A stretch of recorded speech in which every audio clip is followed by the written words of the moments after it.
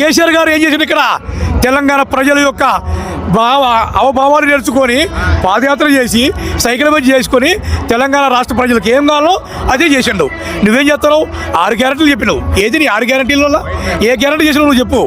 నీ భాషని ఎక్కడండి అమలు చేస్తే రైతులు ఇలా రోడ్డు ఎక్కుతారా? ఈరోజు ఎక్కడ మొక్కజొన్న వరి కేంద్రాలలో ఎక్కడ కొనుగోలు కేంద్రాలు ఏర్పడుతున్నాయండి చెప్పండి. ఎక్కడ కనుక వరి మొక్కజొన్న పండించిన రైతులు రోడ్డు మీద ఆరబోసుకొని ఎంత అవస్థ పడుతున్నారు. ఎక్కడ కొన నువ్వు? ఎక్కడ కొనుగోలు కేంద్రం పెట్టినావు? ఎక్కడ ఖమ్మం జిల్లాలో కానీ ఏ జిల్లాలో కూడా మొన్న మంత్రులు కూడా ఉన్న ఏరియాలో కూడా ఎక్కడ కూడా కొనుగోలు కేంద్రాలు ఏర్పాటు చేయలే. నీ అసమత రాజకీయమే.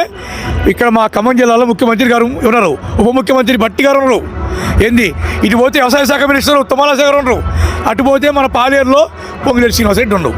ఏనాడు కూడా మా పాలేరులో ఒక్క మొక్కజొన్న కేంద్రం కానీ వరి కేంద్రం ఎక్కడ ఏర్పడి చెప్పాలండి? ఎక్కడండి?